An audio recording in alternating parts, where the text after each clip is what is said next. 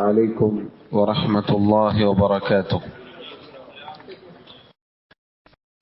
بسم الله الرحمن الرحيم. الحمد لله رب العالمين، والصلاة والسلام على أشرف الأنبياء والمرسلين نبينا محمد وعلى آله وأصحابه أجمعين. أما بعد، اللهم فقهنا في الدين. اللهم لا علم لنا إلا ما علمتنا. اللهم علمنا ما ينفعنا وانفعنا بما علمتنا وزدنا علما. اللهم رب اشرح لي صدري ويسر لي أمري واحلل عقدة من لساني يفقه قولي. ബഹുമാന്യരായ സഹോദരങ്ങളെ, സഹോദരിമാരെ,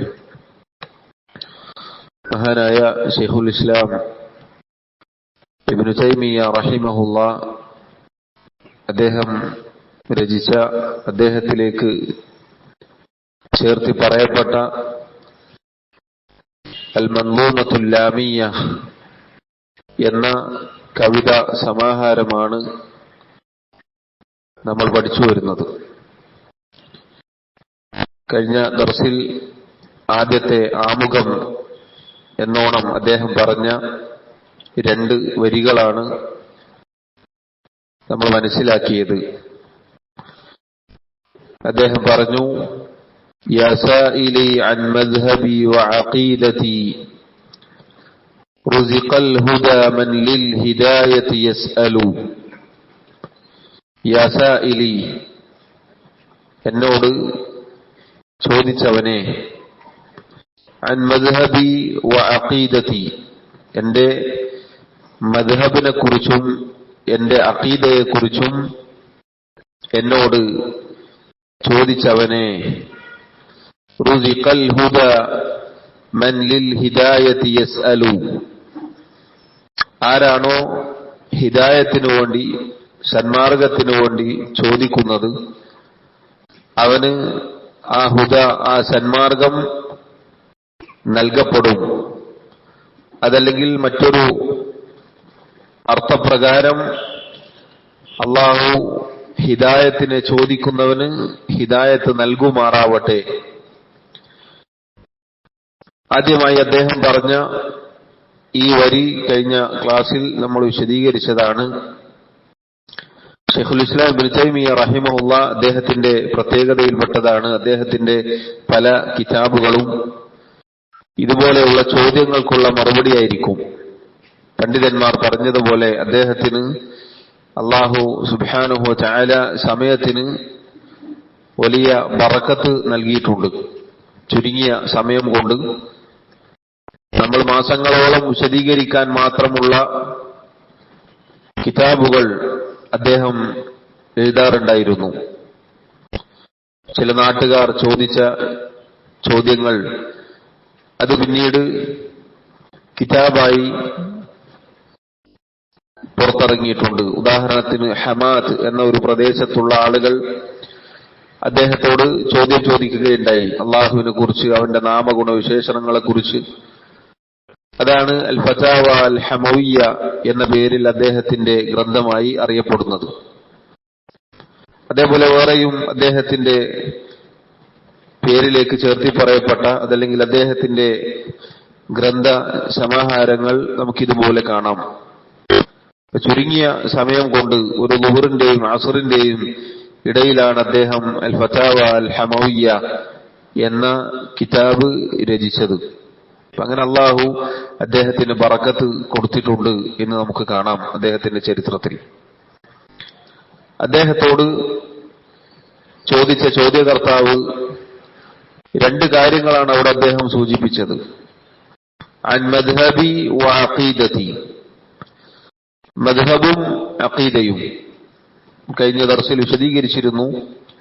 മദ്ഹബ് എന്ന് പറഞ്ഞാൽ നിലപാട് എന്നർത്ഥമുണ്ട്. അതല്ലെങ്കിൽ മദ്ഹബ് എന്ന് പറഞ്ഞാൽ ഒരാൾ ഫുറൂഇയായി അഥവാ ഫിഖ്ഹിയായി കർമ്മശാസ്ത്രപരമായി എടുക്കുന്ന വീക്ഷണം, നിലപാട്, അതിന് മദ്ഹബ് എന്ന് പറയാറുണ്ട്. ഇമാം അബൂ ഹനീഫ റഹിമഹുള്ളയിലേക്ക് ചേർത്തി പറയപ്പെട്ട ഹനഫി മദ്ഹബ് നമുക്കറിയാം.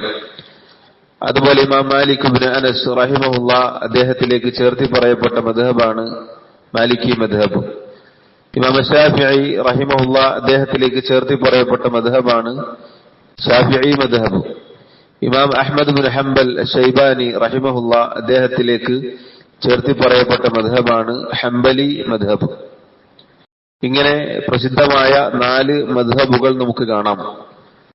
അത് ഫുറൂഇയായ വിഷയങ്ങളിലാണ്, അഥവാ കർമ്മശാസ്ത്രപരമായ വിഷയങ്ങളിൽ അവരുടെ വീക്ഷണങ്ങളാണ് പിന്നീട് അവരുടെ മദ്ഹബുകളായി രൂപാന്തരപ്പെട്ടത്. അവർ ജീവിച്ചിരിക്കുന്ന കാലത്ത് അവരുടെ മദ്ഹബ് 4 മദ്ഹബ് സ്വീകരിച്ചിരിക്കണം എന്നൊരു സമ്പ്രദായം ഇല്ലായിരുന്നു. പിൽക്കാലത്ത് അവർ രേഖപ്പെടുത്തിയ തെളിവുകൾ കിട്ടിയതിനനുസരിച്ച് അവർ പറഞ്ഞ അവരുടെ വീക്ഷണങ്ങളാണ് അവരിലേക്ക് ചേർത്തി പറയപ്പെട്ട മദ്ഹബായി, അഥവാ അവരുടെ നിലപാടുകളായി വന്നിട്ടുള്ളത്. അതിൽ ശരിയായ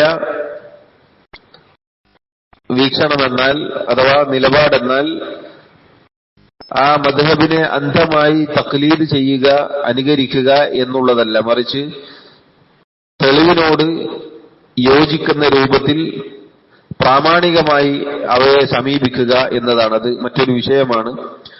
അതാണ് പൊതുവെ മദ്ഹബായി നമ്മൾ പറയാറുള്ളത്. ഇവിടെ ചോദിച്ച ചോദ്യകർത്താവ് യസഇലി അൻ മദ്ഹബി എന്നാണ് അദ്ദേഹം പറഞ്ഞത്, എന്റെ മദ്ഹബിനെ കുറിച്ച്. മറ്റൊരു വ്യാഖ്യാന പ്രകാരം മദ്ഹബ് എന്ന് പറഞ്ഞാൽ തൊട്ടുടനെ അഖീദ ചോദിച്ചല്ലോ, യസഇലി അൻ മദ്ഹബി വ അഖീദതി, എന്റെ മദ്ഹബിനെ കുറിച്ചും എന്റെ അഖീദയെ കുറിച്ചും ചോദിച്ചവനെ. ആ അർത്ഥത്തിൽ ചില പണ്ഡിതന്മാർ പറഞ്ഞു, മദ്ഹബ് എന്നതുകൊണ്ടുള്ള ഉദ്ദേശം തെളിവുകൾ സ്വീകരിക്കാൻ താങ്കൾ എടുത്ത നിലപാട് എന്താണ്, താങ്കളുടെ മാനദണ്ഡം, അതാണ് മദ്ഹബ് കൊണ്ട് ഉദ്ദേശിക്കുന്നത്. എന്ന് പറഞ്ഞാൽ താങ്കൾ എവിടെ നിന്നാണ് ഈ ദീനിന്റെ തെളിവുകൾ എടുക്കുന്നത്. ആളുകൾ പല രൂപത്തിൽ തെളിവുകൾ എടുക്കാറുണ്ട്. യഥാർത്ഥ ഈ വിഷയത്തിലുള്ള നിലപാട് എന്നത് ഖുർആനിന്റെയും സുന്നത്തിന്റെയും വെളിച്ചത്തിലായിരിക്കണം നമ്മൾ ഒരു കാര്യം വിശ്വസിക്കേണ്ടത്, ഒരു കാര്യം പ്രവർത്തിക്കേണ്ടത്, ഒരു കാര്യം ദീനായി കൊണ്ടു നടക്കേണ്ടത്. ഇതാണ് അടിസ്ഥാനം. അതാണോ എന്നാണ് ചോദ്യകർത്താവിന്റെ ചോദ്യം. അതല്ലാതെ നമുക്കറിയാം, ജനങ്ങളിൽ പലരും കേട്ടുകേൾവി കൊണ്ട് ദീനായി ആചരിക്കാറുണ്ട്. കേവലം കേട്ടുകേൾവി മാത്രമായിരിക്കും, ഖുർആനും സുന്നത്തൊന്നും നോക്കാറില്ല. അതല്ലെങ്കിൽ ചില പുരോഹിതന്മാർ, പണ്ഡിത വേഷധാരികൾ അവർ കണ്ട സ്വപ്നത്തിനനുസരിച്ച് ദീനുകൾ ഉണ്ടാക്കാറുണ്ട്. സ്വപ്നം കണ്ടു, അപ്പൊ അത് ദീനായി, അല്ലെങ്കിൽ സ്വപ്നത്തിൽ ഇങ്ങനെ ഉണ്ട് എന്ന് പറഞ്ഞ് അത് ദീനായി ആചരിക്കാറുണ്ട്. ഇതൊന്നുമല്ല, മറിച്ച് ഖുർആനിന്റെയും സുന്നത്തിന്റെയും പിൻബലത്തിലാണ് ഞാൻ എന്റെ അഖീദ സ്വീകരിച്ചത് എന്നാണ് അദ്ദേഹം പിന്നീട് പറയുന്നത്. ചോദ്യകർത്താവ് ചോദിക്കുന്നതും അത് തന്നെയാണ്. നിങ്ങൾ നിങ്ങളുടെ വിശ്വാസം, അതിന്റെ നിലപാടെന്താണ്, അത് എവിടെ നിന്നാണ് അതിന്റെ തെളിവ് നിങ്ങൾ പിടിച്ചത്, എന്തിന്റെ അടിസ്ഥാനത്തിലാണ് നിങ്ങൾ നിങ്ങളുടെ വിശ്വാസം കെട്ടിപ്പടുത്തത്. ആ അർത്ഥത്തിലാണ് യസഇലി അൻ മദ്ഹബി വ അഖീദതി എന്ന് പറഞ്ഞത്, അല്ലെങ്കിൽ എന്ന് ചോദിച്ചത് എന്ന് ചില പണ്ഡിതന്മാർ പറഞ്ഞതായി കാണാം. മനസ്സിലായോ? അപ്പോൾ അദ്ദേഹം അതിന് തിരിച്ചു പറഞ്ഞ മറുപടി റുസിഖൽ ഹുദ. റുസിഖൽ ഹുദ എന്ന് പറഞ്ഞാൽ, റുസിഖ എന്ന് പറഞ്ഞാൽ നൽകപ്പെടും. അഥവാ 2 രൂപത്തിലാണ് ആ വാക്കിനെ വ്യാഖ്യാനിച്ചിട്ടുള്ളത്. ഒന്ന്, അതൊരു ഖബറാണ്, ഒരു അറിയിപ്പാണ്. അതല്ലെങ്കിൽ അതൊരു ദുആ ആണ്. റുസിഖൽ ഹുദ, ഹുദ നൽകപ്പെടും, അള്ളാഹു ഹുദ നൽകും. അതല്ലെങ്കിൽ അള്ളാഹു ഹുദ നൽകട്ടെ. ഈ 2 അർത്ഥത്തിലും നമുക്കറിയാം ദുആ ഈ രൂപത്തിൽ ഉണ്ടാവാറുണ്ട്. ഇപ്പൊ റളിയല്ലാഹു അൻഹു, റളിയ എന്ന് പറഞ്ഞാൽ തൃപ്തിപ്പെട്ടിരിക്കുന്നു എന്നാണ്.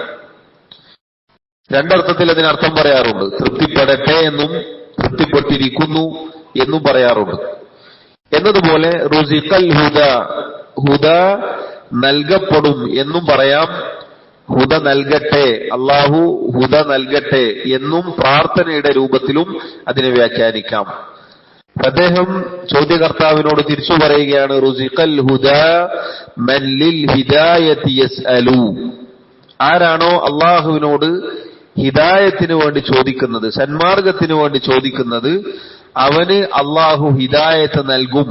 അതല്ലെങ്കിൽ അങ്ങനെയുള്ള ആളുകൾക്ക് അള്ളാഹു ഹിദായത്ത് നൽകട്ടെ. കഴിഞ്ഞ ദർസിൽ പറഞ്ഞിരുന്നു, ചോദ്യം രണ്ട് രൂപത്തിലുണ്ട്, അതല്ലെങ്കിൽ പല രൂപത്തിൽ ചോദ്യമുണ്ട്. പഠിക്കാനും മനസ്സിലാക്കാനും അറിയാനും നന്നാവാനും പ്രവർത്തിക്കാനും ചോദിക്കാറുണ്ട്. അത് നല്ല ചോദ്യമാണ്, അങ്ങനെ ചോദിക്കണം. ഫസ്അലൂ അഹ്ല ദിക്ർ, നിങ്ങൾ അഹ്ലു ദിക്ർ അഥവാ ഇൽമിന്റെ ആളുകളെ അടുത്ത് ചോദിക്കുക. ഇൻ കുൻതും ലാ തഅലമൂൻ, നിങ്ങൾ അറിവില്ലാത്തവരാണെങ്കിൽ. അറിവില്ലായ്മക്കുള്ള മരുന്ന് ചോദ്യമാണ്, ചോദിച്ചു പഠിക്കലാണ്. അപ്പൊ അങ്ങനെ ചോദിച്ച് പഠിക്കുക എന്നുള്ളത് സ്തുത്യർഹമായ കാര്യമാണ്. പഠിക്കാൻ വേണ്ടി അറിയാൻ വേണ്ടി ചോദിക്കുക എന്നുള്ളത് ദീനിൽ പ്രോത്സാഹിപ്പിക്കപ്പെട്ട അള്ളാഹു പറഞ്ഞ കാര്യമാണ്, അള്ളാഹു കൽപ്പിച്ച കാര്യമാണ്. എന്നാൽ രണ്ടാമത്തെ ഒരു രൂപം എന്ന് പറഞ്ഞാൽ തനത്തുഴിന് വേണ്ടി അഥവാ വെറുതെ ചോദിക്കുക, അതല്ലെങ്കിൽ തർക്കിക്കാൻ വേണ്ടി ചോദിക്കുക എന്ന രൂപത്തിലുള്ള ചോദ്യമുണ്ട്. അതല്ലെങ്കിൽ അയാളുടെ അടുക്കൽ ഒരുപാട് അറിവുണ്ട്, ആ അറിവ് ചോദിക്കപ്പെടുന്ന ആളുകൾക്ക് ബോധ്യമാവണം എന്ന നിലക്ക് ചോദിക്കുന്ന ആളുകളുണ്ട്. എനിക്ക് കുറെ കാര്യം അറിയാം. ആളുകളുടെ ഇടയിൽ വെച്ച് ചോദ്യം ചോദിക്കുമ്പോൾ ആളുകൾ ധരിക്കും, അയാൾക്ക് കുറച്ച് കാര്യങ്ങളൊക്കെ അറിയാം. ആ രൂപത്തിൽ തന്റെ ഇൽമ് പ്രകടമാക്കാൻ വേണ്ടി ചോദിക്കുന്ന ആളുകളുണ്ട്. അത് യഥാർത്ഥത്തിൽ ശരിയല്ല, മോശമായ കാര്യമാണ്. അതുപോലെ തന്നെ ചോദിക്കപ്പെടുന്ന ആൾ, ചോദിക്കപ്പെടുന്ന വ്യക്തിയെ അയാളുടെ വില കുറച്ചു കാണിക്കാൻ, അയാൾക്കിത് അറിയില്ല എന്ന് ഏതാണ്ട് ധാരണയുള്ള നിലക്ക് അയാളെ അപമാനിക്കുന്ന രൂപത്തിൽ ചോദിക്കുക, അതും ശരിയല്ല. ഇങ്ങനെ ചോദ്യങ്ങൾ പല രൂപത്തിലുണ്ട്. ഇവിടെ അദ്ദേഹം പറയുന്നത്, അള്ളാഹുവിനോട് ആത്മാർത്ഥമായി ഹിദായത്തിന് വേണ്ടി ആര് ചോദിക്കുന്നുവോ അയാൾക്ക് തൗഫീഖ് ലഭിക്കും. അത് സഹോദരങ്ങളെ നമ്മൾ ഓരോരുത്തരും മനസ്സിലാക്കേണ്ട കാര്യമാണ്. അത് അങ്ങനെ തന്നെയാണ്. അള്ളാഹുവിനോട് ഏത് കാര്യവും, പ്രത്യേകിച്ച് ഇൽമിയായ വിഷയങ്ങൾ റബ്ബിനോട് ആത്മാർത്ഥമായി ചോദിക്കുന്നുവോ ഒരിക്കലും അള്ളാഹു ഇരുട്ടിൽ തപ്പാൻ നമ്മെ വിടുകയില്ല. ഹിദായത്ത് ലഭിക്കണം, അള്ളാഹുവെ സന്മാർഗം എനിക്ക് കാണിച്ചു തരണേ എന്നു പറഞ്ഞ് ഒരാൾ അതിനു വേണ്ടി ഇറങ്ങിത്തിരിച്ചാൽ അള്ളാഹു അതിലേക്ക് എത്തിക്കും, തീർച്ചയാണ്. ഒരു സംശയവും അതിൽ വേണ്ടതില്ല. ഒരുപാട് പുകമറകളുണ്ട്. അവരങ്ങനെ പറയുന്നു, ഇവരായത്ത് ഓതുന്നു, മറ്റേയാളെ ഹദീസ് ഓതുന്നു. ഇങ്ങനെ ഒരുപാട് പുകമറകൾക്കിടയിൽ നമ്മളിപ്പോ എന്താ ചെയ്യുക, ഇതെല്ലാം കഴിഞ്ഞിട്ട് ഇനി നോക്കാം എന്നല്ല. അതിനിടയിൽ വെച്ച് അള്ളാഹുവിനോട് ദുആ ചെയ്യൂ, അള്ളാഹു എത്തിക്കും. ഒരു സംശയവും വേണ്ടതില്ല, ഒരു സംശയവും വേണ്ടതില്ല. നമ്മൾ ദുനിയാവിന്റെ കാര്യം എടുത്തു നോക്കൂ, ഒരുപാട് പ്രൊഡക്റ്റുകളുണ്ട്, ഒരുപാട് കാര്യങ്ങളുണ്ട്. ആരും അങ്കലാപ്പിലായിട്ട് അവനവന്റെ ഭൗതിക കാര്യങ്ങൾ ചെയ്യാതിരിക്കുന്നില്ല. ഒരാൾ വീട് വെക്കുകയാണ്, ആ വീട് വെക്കാൻ ആവശ്യമുള്ള സാമഗ്രികൾ പല കമ്പനികളും നിർമ്മിക്കുന്നുണ്ട്. പുറത്തുനിന്ന് ഇറങ്ങി നോക്കിയാൽ ഇതുപോലെ ആകെ സംശയത്തിലാവും, ഏതാണിപ്പോ വാങ്ങുക, ഏതാണ് നല്ലത്, ഏതാണ് ഇതിന് കൂടുതൽ നമുക്ക് മെച്ചമുണ്ടാവുക. പക്ഷെ ആരും എന്ത് ചെയ്യലില്ല, വീടെടുക്കുന്ന പരിപാടി നിർത്തിയിട്ട് പോവാറില്ല. പിന്നെന്ത് ചെയ്യും, പഠിക്കും, അതിനെക്കുറിച്ച് നന്നായി പഠിക്കും, ചിന്തിക്കും, ചോദിക്കും, എന്നിട്ട് മനസ്സിലാക്കും, എന്നിട്ട് ഒരു തീരുമാനത്തിലെത്തിയിട്ട് വീടിന്റെ പണി ആരംഭിക്കും. ഉദാഹരണം പറയുകയാണെങ്കിൽ ഒരു വാഹനം എടുക്കുകയാണെങ്കിലോ 10 കമ്പനി ഉണ്ടെങ്കിൽ 10 കമ്പനിയിൽ വിളിച്ചു ചോദിക്കും, അതിന്റെ റിവ്യൂസ് മുഴുവൻ എടുക്കും, എന്നിട്ടാണ് ഒരു വാഹനം എടുക്കാൻ നമ്മൾ പോവുക. ഏത് കാര്യവും അങ്ങനെ തന്നെയാണ്. ഭൗതിക കാര്യങ്ങൾക്ക് ഇങ്ങനെ പണിയെടുക്കുന്നു, പക്ഷേ ദീനിന്റെ കാര്യം വരുമ്പോഴോ അതെനിക്ക് നടക്കൂല, നമ്മളെ പണി നോക്കിയിട്ട് പോവാ, അതൊരു തർക്കിക്കട്ടെ, അതിനപ്പുറന്ന് അവരങ്ങനെ പറയട്ടെ, ഇവരിങ്ങനെ പറയട്ടെ, അതിനൊന്നും ഇപ്പൊ എനിക്ക് നേരില്ല എന്ന് പറഞ്ഞിട്ടാണ് ആളുകൾ പിന്നോട്ടടിക്കാറുള്ളത്. അങ്ങനെ ചെയ്യരുത്. ദുനിയാവിന്റെ കാര്യത്തെക്കാൾ നമുക്ക് ഏറ്റവും പ്രാധാന്യമുള്ളത് പരലോകത്തിന്റെ കാര്യമാണ്. നമ്മുടെ ദീൻ എന്നാൽ നമ്മുടെ പരലോകമാണ്. നമ്മുടെ സ്വർഗവും നരകവും വേർതിരിക്കുന്ന കാര്യമാണ് നമ്മുടെ ദീൻ. അതുകൊണ്ട് അത് ഏറ്റവും നേരായ ചൊവ്വായ അവസ്ഥയിലേക്ക് എത്തുക എന്നുള്ളത് നിർബന്ധമാണ്. അതിനുശേഷമാണ് ബാക്കിയുള്ള കാര്യങ്ങൾ. കാരണം അതിൽ ഒരാൾ പിഴച്ചുപോയാൽ, തെറ്റിപ്പോയാൽ അയാളുടെ ആഖിറം നഷ്ടപ്പെട്ടു. അതുകൊണ്ട് സഹോദരങ്ങളെ, ഈ കവിതയിൽ ഷെയ്ഖ് റഹിമഹുല്ലാ അദ്ദേഹം പറയുകയാണ്, ആത്മാർത്ഥമായി ചോദിക്കുകയാണെങ്കിൽ അള്ളാഹു അയാൾക്ക് ഹിദായത്ത് നൽകും. അതല്ലെങ്കിൽ അത്തരം ആളുകൾക്ക് അള്ളാഹു ഹിദായത്ത് നൽകട്ടെ. ഇത് നമുക്കുള്ള വലിയ ഗുണപാഠമാണ്. ചോദിക്കുമ്പോൾ ഇതുപോലെ പഠിക്കാനുള്ള ചോദ്യങ്ങൾ ചോദിക്കാൻ നമ്മൾ ശ്രദ്ധിക്കുക. അല്ലാത്ത രൂപത്തിൽ ചോദിക്കാതിരിക്കാൻ നമ്മൾ ശ്രദ്ധിക്കുക.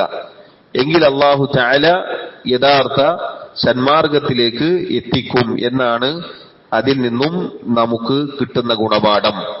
എന്നിട്ട് ശൈഖ് റഹിമഹുല്ലാ അദ്ദേഹം പറയുകയാണ്, ഇസ്മഅ കലാമ മുഹഖ്ഖിഖിൻ ഫീ ഖൗലിഹി ലാ യൻസനി അൻഹു വലാ യതബദ്ദലു. ചോദ്യകർത്താവിനുള്ള പ്രാർത്ഥന പ്രാർത്ഥിച്ച് അദ്ദേഹം വീണ്ടും പറയുകയാണ്, ഇസ്മഅ എന്ന് പറഞ്ഞാൽ കേൾക്കുക. ഈ കേൾവി, ഇവിടെയുള്ള ഇസ്മഅ എന്ന് പറഞ്ഞാൽ കേവലം കേൾക്കലല്ല, അൽ ഇസ്തിമാ അഥവാ ശ്രദ്ധിച്ച് കേൾക്കുക എന്നാണ് അതിന്റെ അർത്ഥം. ഇസ്മഅ എന്ന് പറഞ്ഞാൽ സാധാരണ സമിഅ എന്ന് പറഞ്ഞാൽ കേട്ടു, ഇസ്മഅ എന്ന് പറഞ്ഞാൽ കേൾക്കുക എന്നാണ്. എന്നാൽ ഇവിടെ സാധാരണ കേൾക്കലല്ല ഉദ്ദേശം. കാരണം സാധാരണ നമ്മളിപ്പോ ഒരു കേൾവി എന്നുള്ളത് ഇതുവഴി കേട്ട് പുറത്തേക്ക് പോകും. എന്നാൽ ശ്രദ്ധിച്ച് കേൾക്കുക എന്നുള്ളതിന് ഒരു പ്രത്യേകതയുണ്ട്. എന്താണത്? അത് മനസ്സിൽ പതിക്കും. ഏത് കാര്യം അങ്ങനെ തന്നെയാണ്. ഖൈറായാലും ഷർറായാലും ഒരു കാര്യം ശ്രദ്ധിച്ച് കേട്ടാൽ അത് നമ്മുടെ മനസ്സിലിരിക്കും. അദ്ദേഹം പറയുകയാണ്, ഇസ്മഅ നീ കേൾക്കുക എന്ന് പറഞ്ഞാൽ നീ ശ്രദ്ധിച്ച് കേൾക്കുക. അതല്ലെങ്കിൽ യഅലം ഇൻതബിഹ് എന്നൊക്കെ അതിന്റെ അർത്ഥം പറയാം. എന്ന് പറഞ്ഞാൽ നീ ശ്രദ്ധിക്കുക, നീ പഠിക്കുക, നീ മനസ്സിലാക്കുക. ആ അർത്ഥത്തിലാണത്. ഇസ്മഅ നീ ശ്രദ്ധിച്ച് കേൾക്കുക. കലാമ മുഹഖ്ഖിഖിൻ ഫീ ഖൗലിഹി. ഇസ്മഅ നീ ശ്രദ്ധിച്ച് കേൾക്കുക. കലാമ വാക്ക്. ആരുടെ വാക്ക്? മുഹഖ്ഖിഖിൻ ഫീ ഖൗലിഹി. മുഹഖ്ഖിഖിൻ എന്ന് പറഞ്ഞാൽ കഴിഞ്ഞ ദർസിൽ നമ്മൾ വിശദീകരിച്ചിരുന്നു, ഈ അഖീദയും അത് സ്വീകരിക്കേണ്ട നിലപാടും ശരിയായി തഹ്ഖീഖ് ചെയ്തിട്ടുള്ള ആളാണ് ഈ പറയുന്ന വ്യക്തി. എന്ന് പറഞ്ഞാൽ താങ്കൾ ചോദിച്ച രണ്ട് കാര്യങ്ങൾ അത് വ്യക്തമായ ഉറപ്പോടുകൂടിയാണ് ഞാൻ പറയുന്നത്. മനസ്സിലായോ? ഇസ്മഅ കലാമ മുഹഖ്ഖിഖിൻ ഫീ ഖൗലിഹി എന്ന് പറഞ്ഞാൽ ശരിയായ രൂപത്തിൽ ഖുർആനിന്റെയും സുന്നത്തിന്റെയും സലഫുകളുടെ മാർഗത്തിന്റെയും അടിസ്ഥാനത്തിൽ പഠിച്ചു മനസ്സിലാക്കി ആ അഖീദയിൽ ആ മദ്ഹബിൽ ഉറപ്പുള്ള ഒരാളാണ് ഞാൻ. അതുകൊണ്ട് എന്റെ വാക്ക് ശ്രദ്ധിച്ച് കേൾക്കുക എന്നാണ് അതിന്റെ അർത്ഥം. കാരണം കഴിഞ്ഞ ദർശനം നമ്മൾ പറഞ്ഞിരുന്നു, നമ്മൾ വിശ്വസിച്ച നമ്മുടെ അഖീദ അത് നമ്മൾ ഒരാൾക്ക് പറഞ്ഞു കൊടുക്കുമ്പോൾ അതിൽ നമുക്കെന്ത് വേണം? ആദ്യം യഖീൻ ഉണ്ടാവണം. നമ്മളത് തഹ്ഖീഖ് ചെയ്ത ആളായിരിക്കണം. നമുക്ക് തന്നെ ഒരു നൂലുമല നിന്ന പോലാണെങ്കിലോ, നമുക്ക് തന്നെ ഒരു സംശയമാണെങ്കിലോ കേൾക്കുന്ന ആൾക്ക് തീരെ ഉറപ്പുണ്ടാവില്ല. നമുക്കാദ്യം ഉറപ്പ് വേണം. നമുക്ക് ഉറപ്പ് വേണമെങ്കിൽ എന്ത് വേണം? നമ്മുടേത് കിതാബിന്റെയും സുന്നത്തിന്റെയും പിൻബലമുള്ള അഖീദയായിരിക്കണം. അതിൽ മാത്രമേ ഉറപ്പുണ്ടാവുകയുള്ളൂ. അതാണ് അദ്ദേഹം പറഞ്ഞത്, ലാ യൻസനി അൻഹു വലാ യതബദ്ദലു. ഈ അഖീദ തഹ്ഖീഖ് ചെയ്ത, യാഥാർത്ഥ്യവൽക്കരിച്ച, ശരിക്കു പഠിച്ചു മനസ്സിലാക്കിയ ഒരാളുടെ വാക്ക് നീ ശ്രദ്ധിച്ചു കേൾക്കുക. ലാ യൻസനി അൻഹു വലാ യതബദ്ദലു.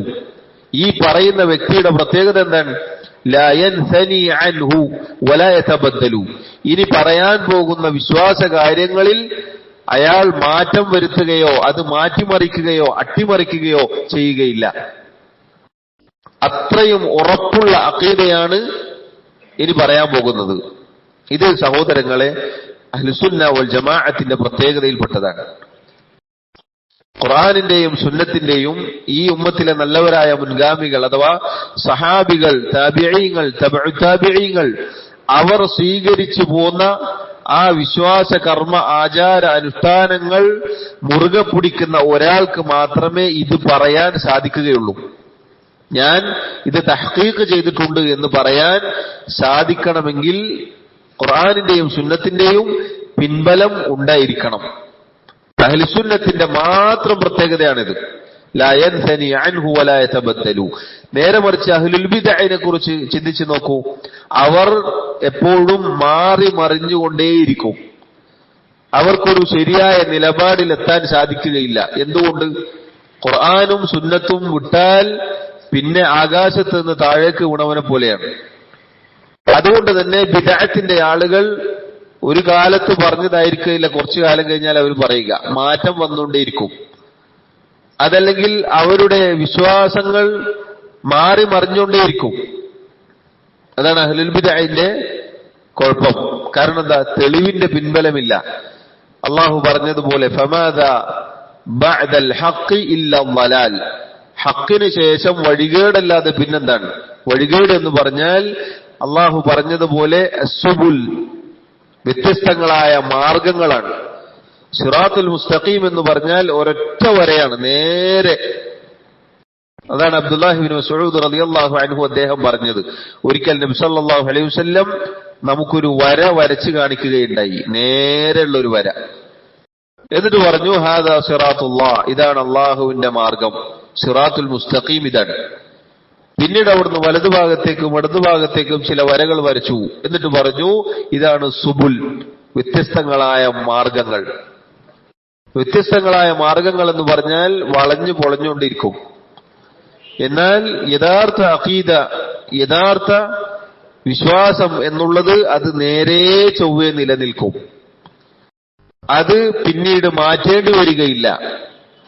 ഒരു കാലത്ത് പറഞ്ഞത് പിന്നീട് കുറച്ചു കാലം കഴിഞ്ഞാൽ മാറ്റി പറയുക ഇല്ല. പിഴച്ച കക്ഷികളുടെ അടയാളത്തിൽപ്പെട്ടതാണത്.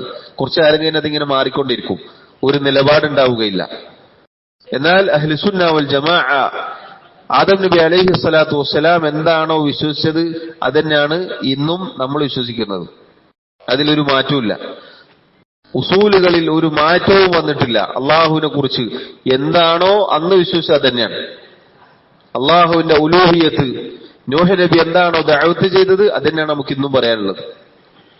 അള്ളാഹുവിന്റെ നാമഗുണ വിശേഷണങ്ങൾ അന്നെന്താണോ അതന്നെയാണ് ഇന്നുള്ളത്. ഒരു മാറ്റവും ആ വിഷയത്തിൽ വരുത്തേണ്ടതില്ല. ഇത് ഹക്കിന്റെ ആളുകളുടെ പ്രത്യേകതയാണ്.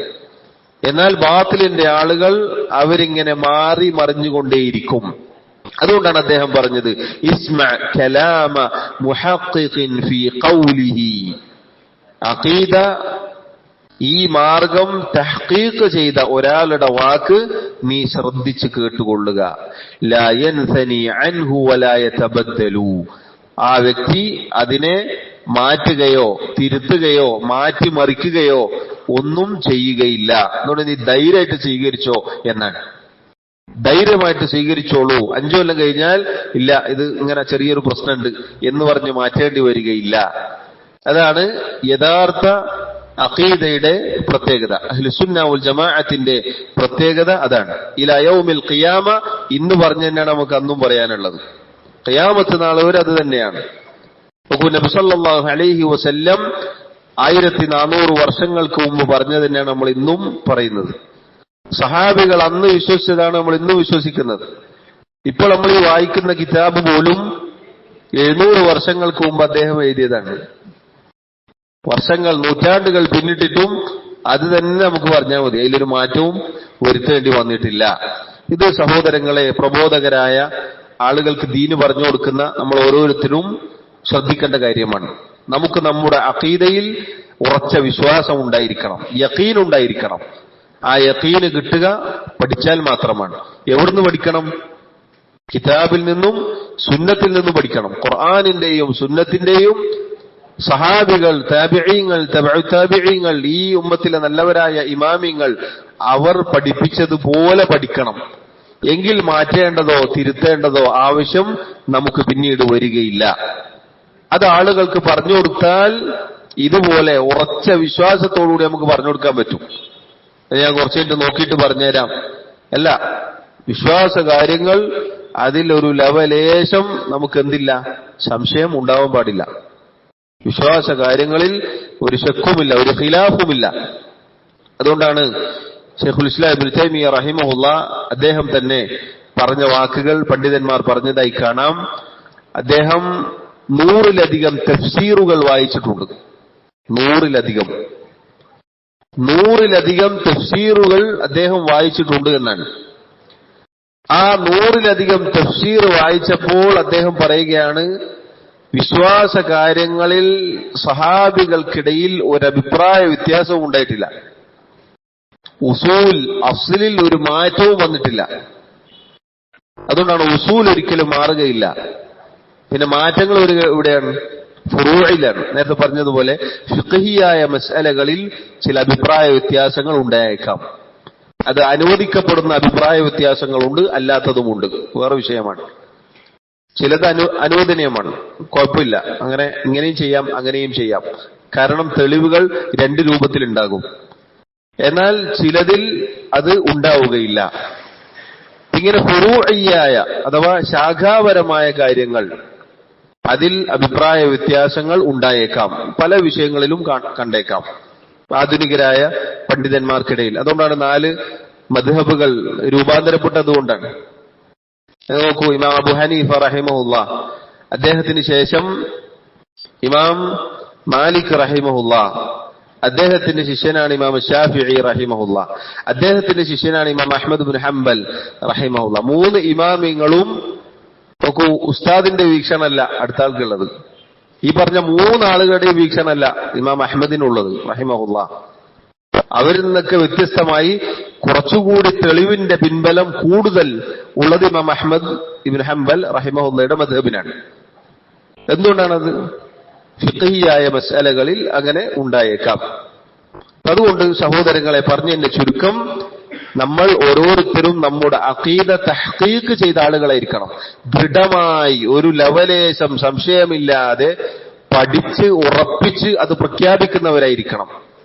അത് നമ്മൾ പഠിത്തം കൊണ്ടല്ലാതെ, പഠിക്കൽ കൊണ്ടല്ലാതെ എനിക്കും നിങ്ങൾക്കും കിട്ടുകയില്ല എന്നുകൂടി സാന്ദർഭികമായി സൂചിപ്പിക്കുകയാണ്. അതാണ് ഇസ്മഅ കലാമ മുഹഖ്ഖിഖിൻ ഫീ ഖൗലിഹി ലാ യൻസനി അൻഹു വലാ യതബദ്ദലു. ലാ യൻസനി അൻഹു വലാ യതബദ്ദലു. അത് മാറ്റുകയോ തിരുത്തുകയോ ഒന്നും പിന്നീട് ആവശ്യമില്ലാത്ത രൂപത്തിലുള്ള അഖീദയാണ് ഇനി പറയാൻ പോകുന്നത്. ശൈഖുൽ ഇസ്ലാം ഇബ്നു തൈമിയ്യ റഹിമഹുല്ലാഹ് അദ്ദേഹം ഈ പറഞ്ഞ വാക്ക്, അഥവാ ഞാൻ അഖീദ തഹ്ഖീഖ് ചെയ്ത ആളാണ് എന്ന് പറഞ്ഞത്, പണ്ഡിതന്മാർ പറഞ്ഞു അത് അദ്ദേഹത്തെ സ്വയം പുകഴ്ത്തിയതല്ല. അല്ലെ, അതിലൊരു ആത്മപ്രശംസയുണ്ട്. യഥാർത്ഥത്തിൽ അതെന്തല്ല, അഹങ്കാരത്തിന്റെ, അതല്ലെങ്കിൽ എനിക്ക് ഇത് അറിയാം എന്ന ആത്മപ്രശംസയല്ല അവിടെ അദ്ദേഹം കാണിച്ചത്. മറിച്ച് പറയുന്ന വിഷയത്തിൽ എനിക്കുറപ്പുണ്ട് എന്ന് ചില സന്ദർഭങ്ങളിൽ നമുക്ക് പറയാം. യൂസുഫ് അലൈഹി സ്വലാത്തു വസ്സലാം പറഞ്ഞതുപോലെ, ഖാല ജഅൽനി അലാ ഖസാഇനിൽ അർദ്, ആ ഭരണാധികാരിയോട് അദ്ദേഹം പറഞ്ഞു, എന്നെ എന്ത് ചെയ്യ, ഈ ഖജനാവിന്റെ സൂക്ഷിപ്പുകാരനാക്കി അങ്ങ് നിയോഗിക്കുക. ഇന്നി ഹഫീദുൻ അലീം, തീർച്ചയായും ഞാൻ ഹഫീളാണ്, എനിക്ക് സൂക്ഷിക്കാനുള്ള കഴിവുണ്ട്. അലീം, എനിക്കറിയാം എങ്ങനെ സൂക്ഷിക്കണം, എങ്ങനെ അത് ചെലവഴിക്കണം, എങ്ങനെ കാര്യങ്ങൾ നടപ്പിലാക്കണം എന്ന് എനിക്കറിയാം. അത് അദ്ദേഹത്തിന്റെ കാര്യം പറയുകയാണ്. അതെന്തല്ല, അത് ആക്ഷേപകരമായ പുകഴ്ത്തലല്ല, മറിച്ച് ആ സ്ഥലത്ത് അത് പറയേണ്ടി വരും. എനിക്കത് അറിയാം, ഞാനത് ചെയ്യും, എനിക്കത് പറയാൻ സാധിക്കും എന്ന് ചില സ്ഥലത്ത് പറയേണ്ടി വരും. അതെന്തല്ല, ആക്ഷേപം അല്ല, മറിച്ച് അത് സ്തുത്യർഹമായ കാര്യമാണ്. ഇവിടെ ശൈഖ് അദ്ദേഹം അത് പറയണം. പറഞ്ഞില്ലെങ്കിൽ എന്താ?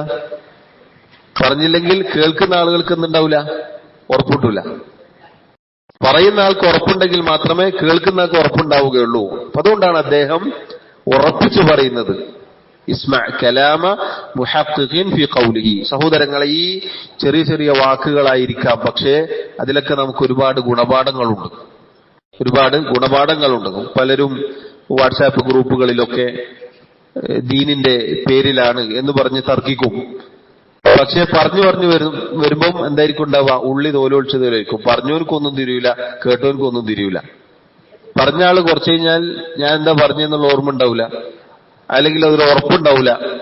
കേട്ട ആളും അതുപോലെ തന്നെ ആയിരിക്കും, ഇവരെന്താ ഇപ്പൊ പറഞ്ഞത് എന്ന് പിന്നെയും ചോദിക്കും. ആ ഒരു അവസ്ഥ നമുക്കുണ്ടാവരുത്. നമ്മൾ പറഞ്ഞു കൊടുക്കുന്നത് സ്വാഫിയായ, വളരെ വ്യക്തമായ, സ്പഷ്ടമായ, ഒരു വക്രതയുമില്ലാത്ത തെളിമയാർന്ന മാർഗമാണ്. അത് നമുക്ക് നല്ല ബോധ്യവും ബോധവും ഉറപ്പും ഉണ്ടായിരിക്കണം. അതുപോലെ ലാ യൻസനി അൻഹു വലാ യതബദ്ദലു എന്ന കാര്യം നമ്മൾ കൂടുതൽ ശ്രദ്ധിക്കുക. അഹ്ലുസുന്ന വൽ ജമാഅ അഥവാ ഹക്കിന്റെ, സത്യത്തിന്റെ ആളുകൾക്ക് മാത്രമേ മാറ്റേണ്ടി വരികയില്ല, തിരുത്തേണ്ടി വരികയില്ല. ബിദഅത്തിന്റെ ആളുകൾ അതിങ്ങനെ മാറിക്കൊണ്ടിരിക്കും, അവരുടെ കാൽപാദം ഉറക്കുകയില്ല.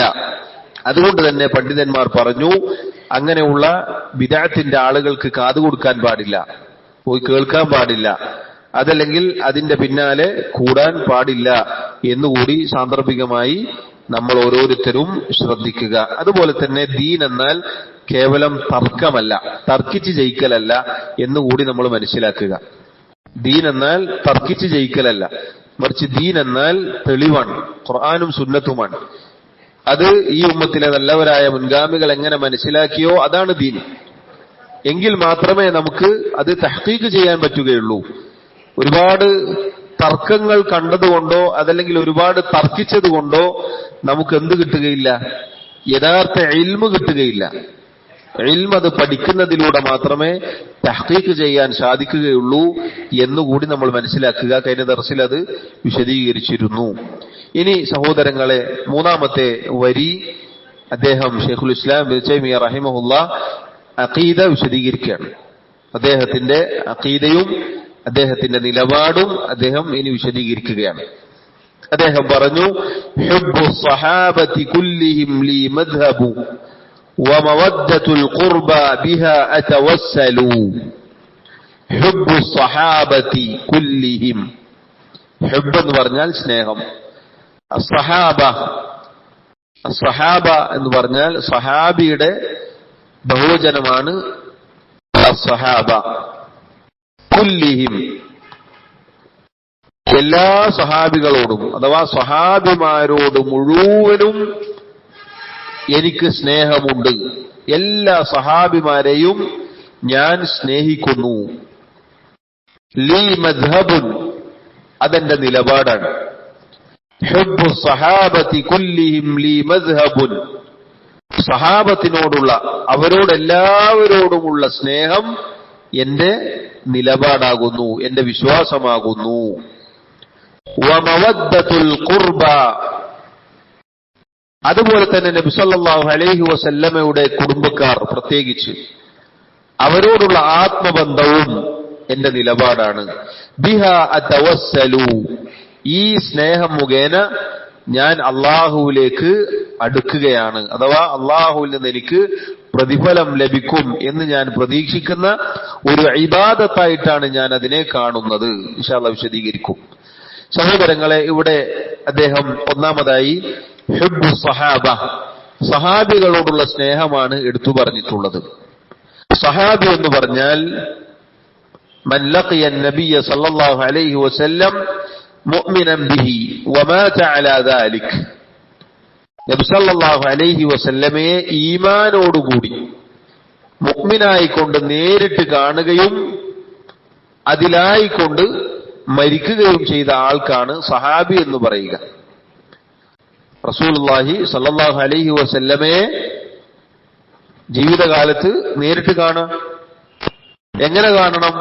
മുഅ്മിനായിക്കൊണ്ട് കാണണം, മുസ്ലിമായിക്കൊണ്ട്, വിശ്വാസിയായിക്കൊണ്ട് നബി സല്ലല്ലാഹു അലൈഹി വസല്ലമയെ കണ്ടുമുട്ടുകയും എന്നിട്ട് ആ വിശ്വാസത്തിലായിക്കൊണ്ട് തന്നെ മരണപ്പെടുകയും വഫാത്താവുകയും ചെയ്ത ആൾക്കാണ് സഹാബി എന്ന് പറയുക.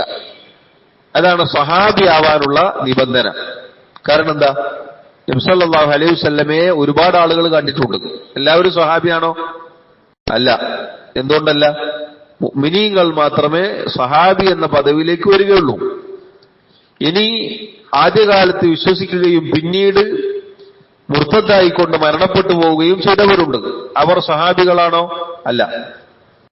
ഒരാൾ വിശ്വാസത്തോടുകൂടി ഈമാനോടുകൂടി നബി സല്ലല്ലാഹു അലൈഹി വസല്ലമയെ കാണുകയും എന്നിട്ട് ആ ഈമാനോടുകൂടി മരണപ്പെടുകയും ചെയ്താൽ അദ്ദേഹത്തിനാണ് സഹാബി എന്ന് പറയുക. കണ്ടുമുട്ടുക എന്ന് പറഞ്ഞാൽ, ഇപ്പൊ അന്ധനായ സഹാബിയുണ്ട്, അദ്ദേഹം നേരിട്ട് കണ്ടിട്ടില്ല, പക്ഷേ നബി സല്ലല്ലാഹു അലൈഹി വസല്ലമയുടെ കൂടെ ഉണ്ടായിരുന്നു, അവിടുത്തെ വാക്കുകൾ കേട്ടിരുന്നു, അതും സുഹ്ബത്താണ്, സഹാബി എന്ന് പറയും. കണ്ടുമുട്ടുക എന്ന് പറഞ്ഞാൽ ഒരുമിച്ച് സഹവസിക്കുക, കൂടെ വർത്തിക്കുക ഒക്കെ ആ കണ്ടുമുട്ടലിന്റെ ഭാഗമാണ്.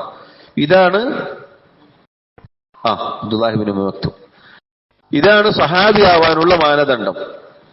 സഹാബി ആയിട്ട് ആരൊക്കെ ഉണ്ടോ, അള്ളാഹുവിന്റെ റസൂൽ സല്ലല്ലാഹു അലൈഹി വസല്ലമയുടെ സഹാബിയാണ് എന്ന് ചരിത്രത്തിൽ രേഖപ്പെടുത്തപ്പെട്ട ആരൊക്കെയുണ്ടോ അവരോടൊക്കെ എനിക്ക് സ്നേഹമുണ്ട് എന്നാണ്.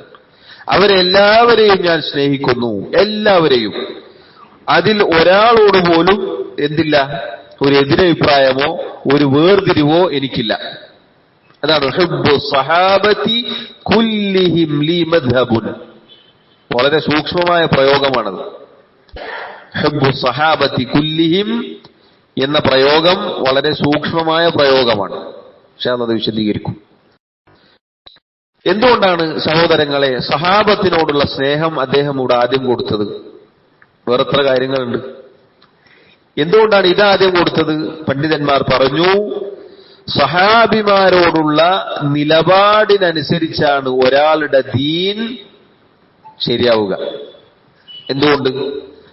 സഹാബിമാരാണ് ഈ ദീൻ ഉമ്മത്തിലേക്ക് കൈമാറിയത്. അതുകൊണ്ട് അവരോടുള്ള നമ്മുടെ നിലപാട് ശരിയാവണം, എന്നാലേ ഇനി ബാക്കിയുള്ള കാര്യങ്ങളൊക്കെ ശരിയാവുള്ളൂ. അള്ളാഹുവിന്റെ റസൂൽ സല്ലല്ലാഹു അലൈഹി വസല്ലമയുടെ സഹാബത്ത് എന്ന് പറഞ്ഞാൽ അവർ ചില്ലറക്കാരല്ല, നമ്മൾ മനസ്സിലാക്കുക. അവർക്ക് വലിയ ശ്രേഷ്ഠതകളുണ്ട്, ഒരുപാട് ശ്രേഷ്ഠതകളുണ്ട്. ഏറ്റവും ചുരുങ്ങിയത് എന്താണ്? അവർ അള്ളാഹുവിന്റെ റസൂൽ സല്ലല്ലാഹു അലൈഹി വസല്ലമയെ നേരിട്ട് കണ്ടവരാണ്. നബി സല്ലല്ലാഹു അലൈഹി വസല്ലമയെ കണ്ടവരാണ് അവർ. അവിടുത്തെ മുഴുമുത്തുകൾ, അവിടുത്തെ സംസാരങ്ങൾ കേൾക്കാൻ ഭാഗ്യം ലഭിച്ചവരാണ്. അവിടുത്തോടൊപ്പം സഹവസിക്കാൻ, അവിടുത്തെ പിന്നിൽ നിസ്കരിക്കാൻ, അവിടുത്തെ പിന്നിൽ അണിചേരാൻ അള്ളാഹു ഭാഗ്യം കൊടുത്തവരാണവർ. ചില ഹദീസുകളിൽ വന്നതുപോലെ അള്ളാഹു തആല സഹാബികളെ തിരഞ്ഞെടുത്തതാണ്. ജനങ്ങൾക്കിടയിൽ വെച്ച് അള്ളാഹു സഹാബികളെ തിരഞ്ഞെടുത്ത അവരാണ്, അവർ തിരഞ്ഞെടുക്കപ്പെട്ടവരാണ്. മാത്രമല്ല നബി സല്ലല്ലാഹു അലൈഹി വസല്ലം പറഞ്ഞു, ഖൈറുൻ നാസി ഖർനി, ജനങ്ങളിൽ വെച്ച് ഏറ്റവും ഉത്തമർ എന്റെ കൂടെ ജീവിച്ചവരാണ്. ഇങ്ങനെ ഒരുപാട് ശ്രേഷ്ഠതകൾ സഹാബികൾക്കുണ്ട്. അതുകൊണ്ട് സഹാബിമാർ അവർ ഈ ഉമ്മത്തിലെ ഉലമാക്കളാണ്. ഈ ഉമ്മത്തിലെ ഉലമാക്കളാണ് അവർ. എന്താണ് ആലിമിന്റെ, ഉലമാക്കളുടെ പ്രത്യേകത? ഇരുട്ട് നിറഞ്ഞ വഴിയിലൂടെ സഞ്ചരിക്കുന്ന ജനങ്ങൾക്ക് ഒരു വെളിച്ചവുമായി വന്ന ഒരാളുടെ ഉദാഹരണമാണ് ഒരു ആലിമിന്റെ ഉദാഹരണം. കാരണം ഇരുട്ടിൽ തപ്പുന്ന ശിർക്കിലും ബിദ്അത്തിലും അന്ധവിശ്വാസങ്ങളിലും തപ്പിത്തടഞ്ഞ് വീഴാൻ നിൽക്കുന്ന ആളുകൾക്ക് ഒരിറ്റ് വെളിച്ചവുമായി, ഖുർആനിന്റെ സുന്നത്തിന്റെ വെളിച്ചവുമായി വരുന്നവരാണ് ആര്? ഉലമാക്കൾ. ഈ ഉമ്മത്തിലെ ഉലമാക്കളാണ് സഹാബികൾ. അവർ ഈ ദീൻ കൈമാറി വന്നതുകൊണ്ടാണ് നമ്മളിന്ന് ഇരുട്ടിൽ തപ്പാത്തത്. നമ്മളിന്ന് ഇരുട്ടിൽ തപ്പാതെ ഓരോ കാര്യത്തിനും വ്യക്തമായി ഹദീസുകൾ, മസ്അലകൾ, നിലപാടുകൾ സ്വീകരിക്കുന്നത് എന്തുകൊണ്ടാണ്? അവരത് കൈമാറിയത് കൊണ്ടാണ്. അവർ ഉദൂലുകളാണ്, നീതിമാന്മാരാണ്. സഹാബികൾ എല്ലാവരും ഉദൂലുകളാണ്, നീതിമാന്മാരാണ്. അവർ സത്യസന്ധരാണ്. അതുകൊണ്ട് ഹദീസ് മുസ്തലഹ് പഠിക്കുമ്പോൾ, ഹദീസുമായി ബന്ധപ്പെട്ട ഇൽമു പഠിക്കുമ്പോൾ നമുക്ക് കാണാം, ഖാല റജുലുൻ മിൻ അസ്ഹാബി റസൂലില്ലാ എന്ന് പറഞ്ഞാൽ മതി, ഹദീസ് സ്വീകരിക്കും. നബി സല്ലല്ലാഹു അലൈഹി വസല്ലമയുടെ സഹാബികളിൽ ഒരാൾ പറഞ്ഞു എന്ന് ശരിയായ സനദോടുകൂടി വന്നാൽ മതി ആ ഹദീസ് സ്വീകരിക്കും. ആളെ പേര് പറയണമെന്നില്ല. പൊതുവെ ആളുടെ പേരുണ്ടാവും. عن ابي هريره അതല്ലെങ്കിൽ عن معاذ بن جبل عن ابي سعيد الخدري عن انس بن مالك എന്നിങ്ങനെ പേരുണ്ടാവും പൊതുവെ. എന്നാൽ ചില റിവായത്തിൽ قال رجل من اصحاب رسول الله അതല്ലെങ്കിൽ عن رجل من اصحاب رسول الله എന്നിങ്ങനെ കണ്ടാൽ ആ ഹദീസ് സ്വീകരിക്കും. കാരണം സഹാബിയാണ് എന്ന് കിട്ടിയാൽ മതി. കാരണം അവർ ഉദൂലുകളാണ്, അവർ നീതിമാന്മാരാണ് എന്നത് കൊണ്ടാണത്. സഹാബികൾ എന്നത് ഈ ഉമ്മത്തിലെ വിളക്കുമാടങ്ങളാണ്. ഈ ഉമ്മത്തിനെ വെളിച്ചത്തിലേക്ക് നയിച്ചവരാണവർ. ആ സഹാബികൾ ഈ ഉമ്മത്തിലെ ഉലമാക്കളാണ്. അതുകൊണ്ട് തന്നെ അവരോടുള്ള നിലപാട് ശരിയായാൽ മാത്രമേ ഇനി നമ്മുടെ ദീന് ശരിയാവുള്ളൂ. അതുകൊണ്ടാണ് സഹോദരങ്ങളെ അദ്ദേഹം പറഞ്ഞു നോക്കൂ, ഹുബ്ബു സഹാബത്തി കുല്ലിഹിം. പറഞ്ഞില്ലേ, കുല്ലിഹിം എന്നുള്ളത് സൂക്ഷ്മമായ ഒരു പ്രയോഗമാണ്. എല്ലാവരോടുമുള്ള സ്നേഹം, ഒരാളെയും അതിൽ നിന്ന് മാറ്റി നിർത്തുന്നില്ല. പിഴച്ച കക്ഷികൾ പ്രത്യേകിച്ച് ഇന്ന് നമ്മുടെ നാട്ടിലും വ്യാപകമായി നമുക്ക് കാണാം. പഴയ കാലത്തൊക്കെ പറയാൻ പേടിച്ചിരുന്നു. അവരുടെ വിവർത്തനം ചെയ്യപ്പെട്ട പുസ്തകങ്ങളിലൊക്കെ ഒതുങ്ങി നിന്ന പല കാര്യങ്ങളും ഇന്ന് പുറത്തേക്ക് വരുന്നുണ്ട്. നബി സല്ലല്ലാഹു അലൈഹി വസല്ലമയുടെ സഹാബത്തിനെ ചീത്ത വിളിക്കുന്ന ആളുകളുണ്ട്. സാധാരണ അത് ഷിയഈ റാഫിദുകളുടെ അടുക്കൽ നിന്നാണ് നമ്മൾ കേൾക്കാറുള്ളത്. അവരുടെ കാറ്റ് തട്ടിയ പല ആളുകൾക്കും ഇന്ന് അവരത് പറയാൻ തുടങ്ങി. മുആവിയ റളിയല്ലാഹു അൻഹുവിനെ ആക്ഷേപിക്കുന്നവരുണ്ട്. മുആവിയ റളിയല്ലാഹു അൻഹു, മുആവിയത്ത് ബിൻ അബി സുഫിയാൻ റളിയല്ലാഹു അൻഹുമ, വാപ്പയും മകനും സഹാബിയാണ്. അബൂ സുഫിയാൻ റളിയല്ലാഹു അൻഹുവിന്റെ മകനാണ് മുആവിയ. അദ്ദേഹത്തെ ആക്ഷേപിക്കുന്നവരുണ്ട്. യഥാർത്ഥത്തിൽ അത് വളരെ മോശമായ കാര്യമാണ്, ഗുരുതരമായ തെറ്റാണത്. മുആവിയ റളിയല്ലാഹു അൻഹു എന്നുള്ളത് മുഅ്മിനീങ്ങളുടെ അമ്മാവനാണ്. നബി സല്ലല്ലാഹു അലൈഹി വസല്ലമയുടെ ഭാര്യമാരിൽ ഒരാൾ അബൂ സുഫിയാൻ റളിയല്ലാഹു അൻഹുവിന്റെ മകൾ ഉമ്മു ഹബീബ, അവരുടെ സഹോദരനാണ് മുആവിയ റളിയല്ലാഹു അൻഹു. നബി സല്ലല്ലാഹു അലൈഹി വസല്ലമയുടെ ഭാര്യമാർ മുഅ്മിനീങ്ങളുടെ ഉമ്മമാരാണ്. ഉമ്മയുടെ സഹോദരനാരാ? അമ്മാവനാണ്. എന്നതുപോലെ അത്രയും ആത്മബന്ധമുണ്ട്. എന്നിട്ട് മുആവിയ റളിയല്ലാഹു അൻഹുവിനെ ചീത്ത വിളിക്കുന്നവരുണ്ട്. അബൂ ഹുറൈറ റളിയല്ലാഹു അൻഹുവിനെ ചീത്ത വിളിക്കുന്നവരുണ്ട്. അതുപോലെ സഹാബികളിൽ പലരെയും മുആദ് ഇബ്നു ജബൽ റളിയല്ലാഹു അൻഹുവിനെ ചീത്ത വിളിക്കുന്നവരുണ്ട്. ഇന്നും ഇസ്ലാമിന്റെ പേര് സംഘടനയുടെ വാലിന്റെ അറ്റത്തുള്ള ആളുകളുടെ കിതാബ് പുസ്തകങ്ങൾ എടുത്ത് പരിശോധിച്ച് നോക്കിയാൽ സഹാബികളെ പച്ചയായി ചീത്ത വിളിക്കുന്ന നമുക്ക് കാണാം. ഉസ്മാൻ റളിയല്ലാഹു അൻഹുവിനെ ആക്ഷേപിക്കുന്നതായി കാണാം ഖവാരിജുകൾ. ആ ഖവാരിജി ചിന്തയുള്ള, അതിന്റെ കാറ്റ് തട്ടിയിട്ടുള്ള വിപ്ലവ പ്രസ്ഥാനത്തിന്റെ ആളുകൾ അറിഞ്ഞും അറിയാതെയും വായിക്കുന്നത് ഏതാണ്? ഉസ്മാൻ റളിയല്ലാഹു അൻഹുവിനെ ചീത്ത വിളിക്കുന്ന പുസ്തകങ്ങളാണ് മലയാളത്തിൽ. സഹോദരങ്ങളെ, സഹാബികളെ ചീത്ത വിളിക്കുക എന്നുള്ളത് പണ്ഡിതന്മാർ പറഞ്ഞതുപോലെ അത്തഅനു ഫിന്നാഖിലി തഅനുൻ ഫിൽ മൻഖൂൽ. ഈ ദീൻ കൊണ്ടുവന്ന ആളുകളെ ചീത്ത വിളിക്കുക എന്നുള്ളത് അവർ കൊണ്ടുവന്ന കാര്യത്തെ ചീത്ത വിളിക്കലാണ്. അവർ കൊണ്ടുവന്നത് അല്ലാഹുവിന്റെ ദീനാണ്, നബി സല്ലല്ലാഹു അലൈഹി വസല്ലമയുടെ മുഴുവത്തുകളാണ്, ഖുർആനിന്റെ വ്യാഖ്യാനമാണ്. അങ്ങനെ പലതും ഈ ദീൻ എന്നത് അവരെ പിൻപറ്റിക്കൊണ്ട് അവരാണ് നമ്മുടെ മാതൃകായോഗ്യർ. അപ്പൊ അവരെ ഒരാൾ ചീത്ത വിളിക്കുക, ആക്ഷേപിക്കുക എന്ന് പറഞ്ഞാൽ ഈ ദീനിലെ പ്രമാണങ്ങളെ ആക്ഷേപിക്കലാണ്. ഖുർആനിനെയും സുന്നത്തിനെയും ചീത്ത വിളിക്കലാണെന്ത്? അത് കൊണ്ടുവന്ന ആളുകളെ ചീത്ത വിളിക്കുക എന്നുള്ളത് എത്ര മോശമായ കാര്യമാണ്. ഇന്ന് സഹോദരങ്ങളെ, തൗഹീദുള്ള ആളുകളിൽ പോലും ഈ രോഗം കടന്നു വന്നിരിക്കുകയാണ്.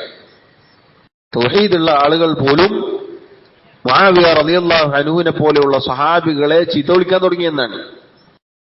ഈ ഖവാരിജി ഇഖ്വാനികളുടെ കാറ്റ് തട്ടിയതിന്റെ അടിസ്ഥാനത്തിൽ എവിടുന്നാണ് ഇത് വന്നത്? ഷിയഈ റാഫിദുകൾ അതുപോലെയുള്ള ആളുകൾ, അവരാണ് സഹാബികളെ ചീത്ത പറഞ്ഞുകൊണ്ട് ഇത് ആരംഭിച്ചത്.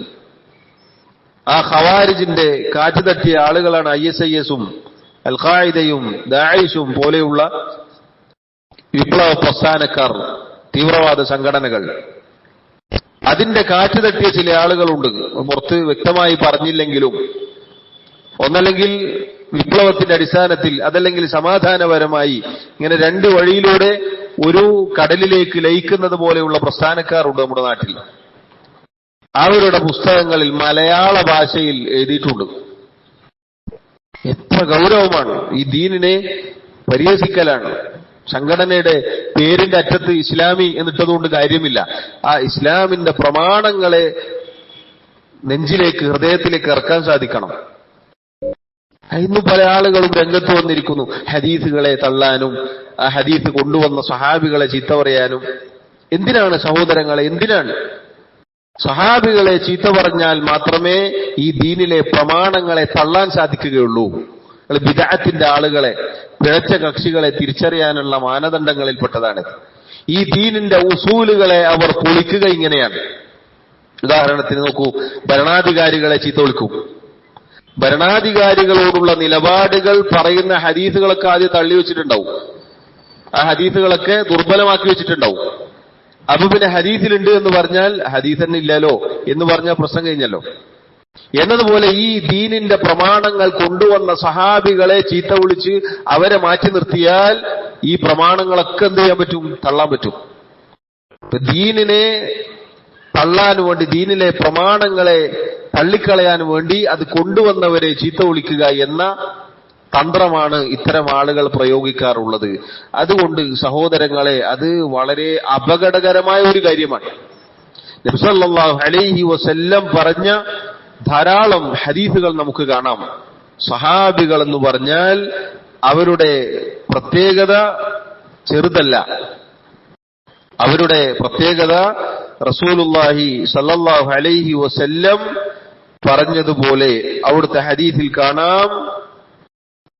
സഹാബികൾ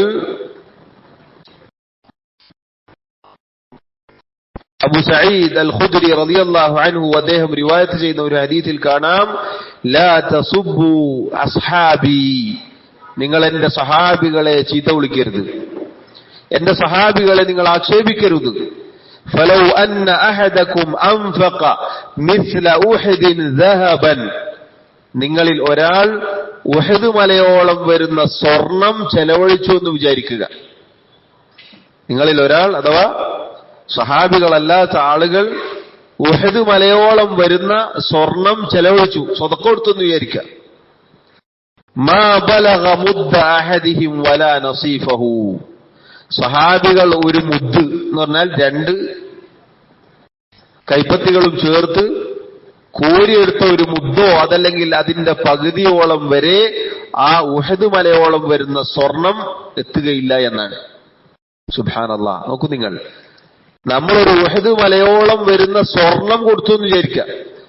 സഹാബികളുടെ ഒരു മുദ്ദ് അത് മതി, അതിനോളം ആ സ്വർണത്തിന്റെ പർവ്വതം വരികയില്ല. വലാ നസീഫഹു, പകുതി പോലും വരികയില്ല എന്നാണ്. എന്താണ് അവരുടെ ശ്രേഷ്ഠത? അതുകൊണ്ടാണ് നബി സല്ലല്ലാഹു അലൈഹി വസല്ലം പറഞ്ഞത്, അവരോടുള്ള സ്നേഹം ആയത്തുൽ ഈമാനി ഹുബ്ബുൽ അൻസാർ, അൻസാറുകളോടുള്ള സ്നേഹം എന്നത് ഈമാനിന്റെ അടയാളമാണ്. വആയത്തുൻ നിഫാഖി ബുഗ്ദുൽ അൻസാർ, നിഫാഖിന്റെ അടയാളത്തിൽപ്പെട്ടതാണ് അൻസാറുകളോട് വെറുപ്പുണ്ടാവുക എന്നുള്ളത്. അൽ അൻസാർ ലാ യുഹിബ്ബുഹും ഇല്ലാ മുഅ്മിൻ, അൻസാറുകളെ മുഅ്മിനുകളല്ലാതെ സ്നേഹിക്കുകയില്ല. വലാ യുബ്ഗിദുഹും ഇല്ലാ മുനാഫിഖ്, മുനാഫിഖുകളല്ലാതെ അവരോട് വെറുപ്പ് കാണിക്കുകയില്ല. എത്ര ഹദീസുകൾ സഹോദരങ്ങളെ നമുക്ക് ഈ വിഷയത്തിൽ കാണാം. നോക്കൂ, യുഹിബ്ബു സ്വഹാബതി കുല്ലിഹിം ലി മദ്ഹബുൻ, എല്ലാവരോടുമുള്ള സ്നേഹം എന്റെ മദ്ഹബാണ്, എന്റെ നിലപാടാണ്. അവരിൽ ഒരാളെ പോലും മാറ്റി നിർത്തുകയില്ല, ഒരാളെ പോലും. എന്തുകൊണ്ട്? അള്ളാഹു അവരെ പുകഴ്ത്തിയിട്ടുണ്ട്. അസ്സാബിഖൂനൽ അവ്വലൂന മിനൽ മുഹാജിരീന വൽ അൻസാർ, ഈ ദീനിലേക്ക് ആദ്യം കടന്നു വന്ന മുഹാജിറുകളും അൻസാറുകളും. സൂറത്ത് തൗബയിൽ അള്ളാഹു പറഞ്ഞില്ലേ, മുഹാജിറുകൾ അൻസാറുകൾ എന്ന് പറഞ്ഞാൽ മുഹാജിറുകളും അൻസാറുകളും എല്ലാവരും പെട്ടു. അതിൽ ഒരാളെ പോലും അള്ളാഹു മാറ്റി നിർത്തിയിട്ടില്ല. എല്ലാരെയും പറഞ്ഞതാണ്. ഒരാളെ മാറ്റി നിർത്തണമെങ്കിൽ തെളിവ് വേണം. അള്ളാഹുവിന്റെ ആയത്തിനെ നിഷേധിക്കലാണെന്ത്? അവരിൽ ഒരാളെ ചീത്ത വിളിക്കൽ. അള്ളാഹു എല്ലാവരെയും ചേർത്ത് പറഞ്ഞു. അസ്സാബിഖൂനൽ അവ്വലൂന മിനൽ മുഹാജിരീന വൽ അൻസാർ എന്ന് പറഞ്ഞാൽ മുഹാജിറുകളും അൻസാറുകളുമായിട്ടുള്ള ആരൊക്കെ ഉണ്ടോ അവരൊക്കെ അതിൽപ്പെട്ടു. ആയത്തിന്റെ അവസാനം എന്താ? അള്ളാഹു അവരെ സ്വർഗത്തിലാക്കുമെന്നാണ്. റളിയല്ലാഹു അൻഹും എന്ന ആയത്തിൽ പറഞ്ഞിട്ടുണ്ട്. അള്ളാഹു അവരെ തൃപ്തിപ്പെട്ടിരിക്കുന്നു, അവർ അള്ളാഹുവിനെയും തൃപ്തിപ്പെട്ടിരിക്കുന്നു. സഹാബികൾ എല്ലാവരും അതിൽപ്പെട്ടു. അതുകൊണ്ട് സഹോദരങ്ങളെ, അതിൽ ഒരാളെ മാറ്റി നിർത്തുക എന്നുള്ളത് ഖുർആനിനെ നിഷേധിക്കലാണ്. നബി സല്ലല്ലാഹു അലൈഹി വസല്ലമയുടെ സുന്നത്തിനെ നിഷേധിക്കലാണ്. നിങ്ങൾ നോക്കൂ, മഹാനായ ഉസ്മാൻ റളിയല്ലാഹു അൻഹുവിന്റെ കാലം മുതലാണ് ഇസ്ലാമിക ലോകത്ത് ഫിത്നകൾ വന്നത്.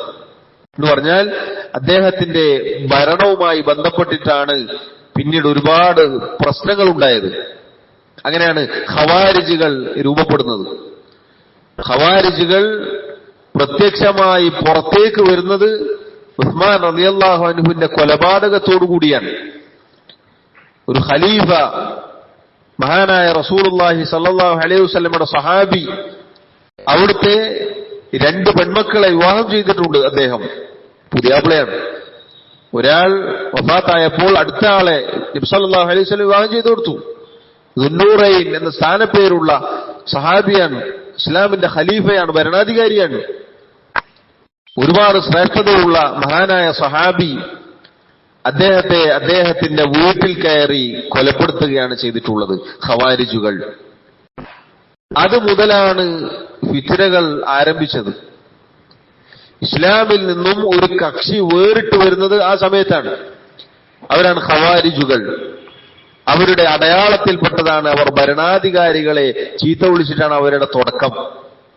അതുകൊണ്ടാണ് ഇന്നും അത് വളരെ ഗൗരവമാണ് എന്ന് പറഞ്ഞത്. മുസ്ലിമീങ്ങളായ ഭരണാധികാരികളെ ചീത്ത വിളിക്കുന്ന ആളുകളെ കണ്ടാൽ മനസ്സിലാക്കുക അവൻ ദേഹേച്ഛയുടെ തന്നിഷ്ടത്തിന്റെ ബിദഅത്തിന്റെ ആളാണ് എന്ന്.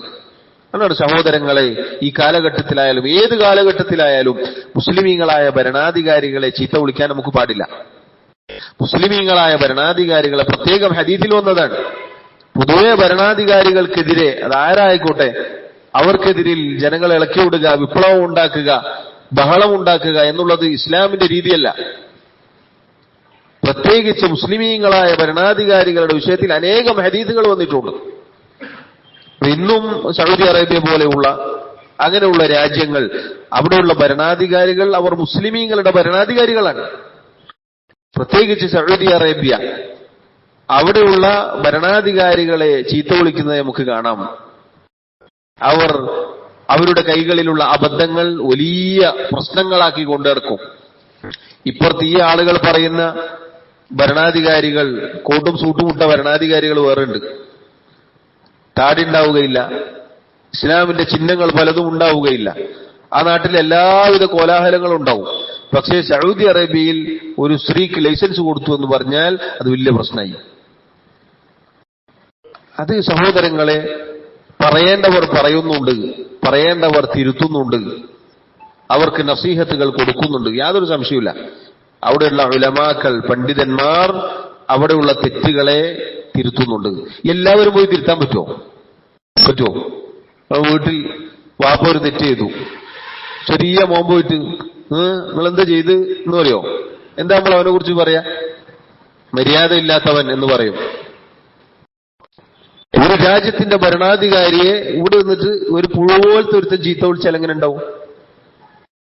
ഒരു രാജ്യം എന്ന് പറഞ്ഞാൽ സഹോദരങ്ങളെ, നമ്മുടെ 4 മതിലുകൾക്കുള്ളിൽ നമ്മുടെ വീട്, അത് മൊത്തം കൃത്യമായി 100-ൽ 100 പരിചരിക്കാൻ നമുക്ക് സാധിക്കുന്നുണ്ടോ? എത്ര വീഴ്ചകൾ നമുക്കുണ്ട്. ഒരു രാജ്യം മുഴുവനും ഭരിക്കുന്ന ഭരണാധികാരികൾ, അവർക്ക് പല കാര്യങ്ങളുണ്ടാവും. അവർ ചെയ്യുന്ന തെറ്റാണെങ്കിൽ ആ തെറ്റിനെ നമ്മൾ ന്യായീകരിക്കരുത്. അവർ അള്ളാഹുവിനെ ധിക്കരിക്കാൻ പറഞ്ഞാൽ അവർക്ക് അനുസരണവുമില്ല എന്നും ദീനിന്റെ നിയമമാണ്. പക്ഷേ അവർക്ക് എതിരിൽ ജനങ്ങളെ ഇളക്കി വിടുക, അവരെ പരോക്ഷമായി അതല്ലെങ്കിൽ പരസ്യമായി ചീത്ത വിളിക്കുക, ആക്ഷേപിക്കുക എന്നുള്ളത് ദീനിന്റെ, ഇസ്ലാമിന്റെ നിലപാടല്ല. അത് പറയേണ്ടവർ പറയും, തിരുത്തേണ്ടവർ തിരുത്തും. ബാക്കി അലല്ലാ, നമ്മളല്ല ഏൽപ്പിച്ചിട്ടില്ല. നമുക്ക് തെറ്റാണെങ്കിൽ അത് അനുസരിക്കാതിരിക്കാൻ ബാധ്യതയുണ്ട്. ആ തെറ്റ് അവിടെ ഒരാളും ഒരു ഭരണാധികാരിയും വാജിബാക്കുന്നുമില്ല. ഇവിടെ തിയേറ്റർ ഉണ്ട് എന്ന് പറയുന്നു. തിയേറ്റർ എന്ന് പറഞ്ഞാൽ നമ്മുടെ നാട്ടിലുള്ള വലിയ ഫ്ലക്സും ബോർഡും റിലീസിന്റെ അന്ന് ഭയങ്കര പ്രശ്നവും അതൊന്നും ആ നാട്ടിലില്ല. പോയ ആളുകൾക്കറിയാം. അവിടെ ഉണ്ടോ ചോദിച്ചാൽ ഉണ്ട്, സംശയമില്ല. അത് തെറ്റാണോ ചോദിച്ചാൽ തെറ്റാണ്. പക്ഷെ അതിനെ നമ്മൾ ന്യായീകരിക്കുന്നില്ല എന്ന് വിചാരിച്ചിട്ട് അവിടെയുള്ള ഭരണാധികാരികളെ ചീത്ത വിളിക്കാൻ നമ്മൾ തയ്യാറുമല്ല. എന്തുകൊണ്ടല്ല? ഒരുപാട് നന്മകൾ ഇപ്പുറത്ത് വേറുണ്ട്. തൗഹീദ്, അള്ളാഹുവിന്റെ ഏകത്വം അത് പ്രകടമായി നമുക്ക് കാണാം. ലാ ഇലാഹ ഇല്ലല്ലാഹ് മുഹമ്മദുർ റസൂലുള്ളാഹ് എന്നത് പാറി പറക്കുന്നു ആ മണ്ണിൽ. നിർഭയത്വം അള്ളാഹു ഖുർആനിൽ പറഞ്ഞതുപോലെ റബ്ബി ജഅൽ ഹാദൽ ബലദ ആമിന, അവിടെ പോയി ഇറങ്ങിയാൽ നമുക്കറിയാം നിർഭയത്വം ഉണ്ടാവും. അതുപോലെ ഈ ഒരു ഹറമുകൾ അതിനു വേണ്ട എല്ലാ കാര്യങ്ങളും ചെയ്ത് അതിനെ നല്ല രൂപത്തിൽ പരിപാലിക്കുന്നു. അവിടെ വരുന്ന സിയാറത്തിന് വരുന്ന, ഹജ്ജിന് വരുന്ന, ഉംറക്ക് വരുന്ന ആളുകളെ വളരെ ഭംഗിയായി അവർ പരിചരിക്കുന്നു. എല്ലാ കാര്യങ്ങളും ശ്രദ്ധിക്കുന്നു. അതിനിടയിൽ സഹോദരങ്ങളെ, ഈ പറഞ്ഞത് എന്തല്ല, നമ്മെ സംബന്ധിച്ചിടത്തോളം വിമർശിക്കാൻ മാത്രമുള്ള, നമ്മൾ വിമർശിക്കാൻ മാത്രമുള്ള പ്രശ്നമല്ല. നമ്മൾ വിമർശിക്കാൻ മാത്രമുള്ള പ്രശ്നമല്ല. അത് വിമർശിക്കേണ്ടവർ വിമർശിക്കുന്നുണ്ട്, എഴുതേണ്ടവർ എഴുതുന്നുണ്ട്, രഹസ്യമായി ഉപദേശിക്കേണ്ടവർ ഉപദേശിക്കുന്നുണ്ട്. നമുക്ക് പറ്റുമോ അവർക്ക് വേണ്ടി ദുആ ചെയ്യുക, അവരെ നന്നാക്കാൻ, അവരെ കാര്യങ്ങൾ ശരിയാക്കാൻ. അത് അഹ്ലുസുന്നത്തിന്റെ ആളുകളുടെ അടയാളത്തിൽപ്പെട്ടതാണ്. ഭരണാധികാരികൾക്ക് വേണ്ടി പ്രാർത്ഥിക്കുക എന്നുള്ളത്, അവരെ നന്നാക്കാൻ, അവരെ ദീനിൽ ഉറപ്പിച്ചു നിർത്താൻ, അവർ നല്ല ഭരണാധികാരികളാവാൻ നമ്മുടെ ബാധ്യത അതാണ്. അതാണ് അള്ളാഹുവും റസൂലും നമ്മോട് കൽപ്പിച്ചത്. കാരണം എന്താ? അവർ നന്നായാൽ അതിന്റെ ഗുണം നമുക്കാണ്. അത് സഹോദരങ്ങളെ വിശാലമായ വിഷയമാണത്. അതുകൊണ്ട് ഭരണാധികാരികളെ ചീത്ത വിളിച്ചിട്ട് തുടങ്ങുക എന്നുള്ളത് ഖവാരിജുകളുടെ അടയാളത്തിൽപ്പെട്ടതാണ്. അത് ഇന്നും പല ആളുകൾക്കും നമുക്ക് കാണാം. പറഞ്ഞ പോലെ തൗഹീദുള്ള ആളുകളുടെ മനസ്സിലേക്ക് പോലും ആ സാധനം ഇപ്പൊ ഇങ്ങനെ കയറി വരുന്നുണ്ട്. ഭരണാധികാരികളെ ചീത്ത വിളിക്കുക പാടില്ല, നമുക്കത് അനുവദനീയമല്ല. അവർ ചെയ്യുന്ന തെറ്റാണോ അത് ന്യായീകരിക്കേണ്ടതില്ല. തെറ്റ് തെറ്റാണെന്ന് മനസ്സിലാക്കുക, നമ്മളത് ചെയ്യാതിരിക്കുക, നമ്മൾ മാറിക്കുക. പക്ഷേ അവരെ ചീത്ത വിളിക്കുക എന്നുള്ളത് നമുക്ക് ഒരിക്കലും അനുവാദമില്ല. അങ്ങനെ ആക്ഷേപിക്കുന്നവർ, ചീത്ത വിളിക്കുന്നവർ, അവർ ബിദഅത്തിന്റെ ആളുകളാണ് എന്നാണ് പണ്ഡിതന്മാർ രേഖപ്പെടുത്തി വെച്ചിട്ടുള്ളത്. ഇതാണ് ഉസ്മാൻ റളിയല്ലാഹു അൻഹുവിന്റെ കാര്യത്തിൽ സംഭവിച്ചത്. ഭരണാധികാരിയായ ഉസ്മാൻ റളിയല്ലാഹു അൻഹുവിനെ ആക്ഷേപിച്ചും ചീത്ത വിളിച്ചും അവസാനം അദ്ദേഹത്തെ കൊലപാതകം ചെയ്തും കൊന്നും അവർ ഒരു കക്ഷിയായി മാറി നിന്നു ഖവാരിജുകൾ. അങ്ങനെയാണ് ഉസ്മാൻ റളിയല്ലാഹു അൻഹുവിനോട് പിന്നീട് അവർക്ക് ദേഷ്യം. പിന്നെ സഹാബികളെ, ബഹുഭൂരിപക്ഷം വരുന്ന സഹാബികളെയും തക്ഫീർ ചെയ്തു, കാഫിറുകളാക്കി. ഖവാരിജുകൾ എന്നുള്ളത് ഇന്ന് ഈ കാണുന്ന, നേരത്തെ ഞാൻ പേരെടുത്ത് പറഞ്ഞ ആളുകൾ, അവരുടെ അപകടം ചില്ലറല്ല.